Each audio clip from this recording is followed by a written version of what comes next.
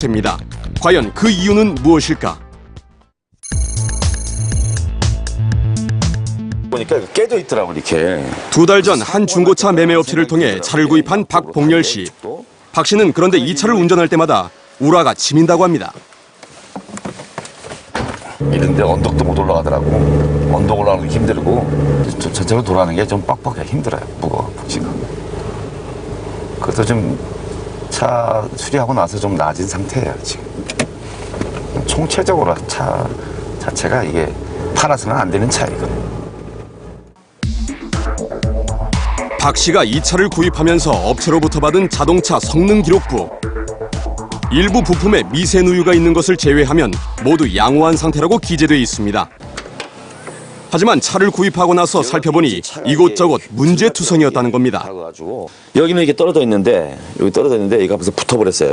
여기하고 붙어 있으면 안 되잖아. 이게 떨어져 있는데 휘어가지고 붙어버렸어요. 이게 센터 들어갔더니 이 차가 충격받으면 사고 나가지고 이게 들어와버린 상태에서 밀려버린 상태라고 얘기를 하더라고요.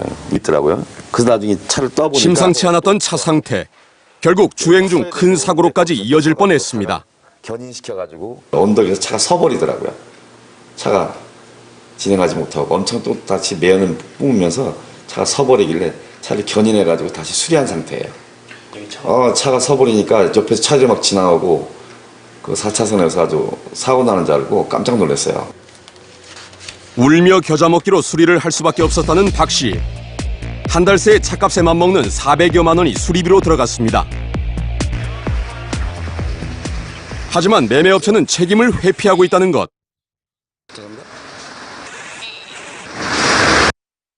있어요?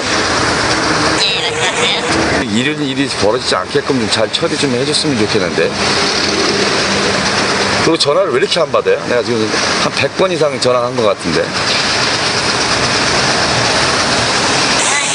네. 이거 말고 제가 다른 거 번. 해주죠. 그걸로 전화 주세요. 다시 전화를 해봤지만 연결은 되지 않았습니다. 전화를 안 받아.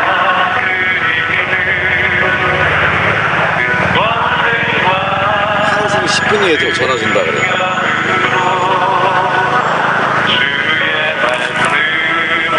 왜 전화를 안 받아?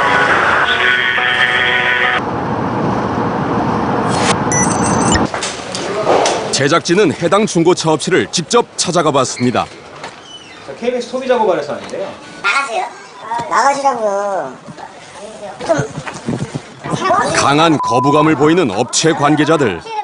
한참 나와서 뭐 하시는 거예요? 운행에 대해서 얘기하시죠. 운행에 대해서 내려가시죠. 일단 얘기를 들어. 한참 후에서야 해당 매매상을 만날 수 있었습니다. 그는 박 씨가 제기하는 문제를 전혀 이해할 수 없다고 합니다. 차를 사갔으면은 본인은 중고차를 사갔어요. 새 차도 아니고 중고차를 사갔는데 사가고 나서 차가 문제가 있어요. 만약에 돈 20만 원, 돈 30만 원 수리비가 나왔어요. 나왔으면 그 부분은 다 딜러한테 책임을 물으실 거예요? 어쨌든 차에 문제가 있는 건 맞죠? 문제 있죠? 그렇죠. 네. 네? 규정대로 하면은 나는 하나도 안 해줘도 돼요.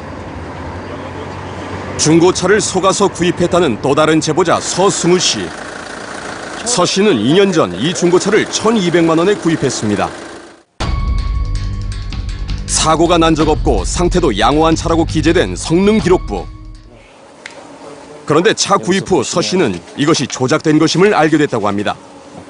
그 여름에 차량들이 많이 침수되었다고 해서 그냥 호기심에 한번 이제 그 자동차 그 보험 처리 이력을 줘야 하는데 그때 알게 됐어요.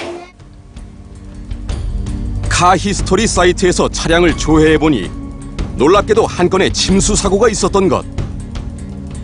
수리 비용이 570만 원이 넘는 큰 사고였습니다. 당황스러웠죠. 언제 어떻게 고장날지 모르기 때문에 굉장히 지금 사실 불안한 상태이긴 하고요. 그래서 차량을 이제 대체로 운행을 가급적 안 하는 편에 있습니다. 실제 이제 매매 단지에 제가 가서 이제 뭐 차량가가 어느 정도 되는지 확인을 해보는데 딜러들이 뭐 아무도 인수를 하질 않더라고요. 그럼 현 시세보다 얼마 정도로 손해를 보신 거예요? 뭐 뉴스에서 나오는 걸 봐서는 제가 그 당시에 600만 원 이상 정도를 손해 봤다고 봐야죠.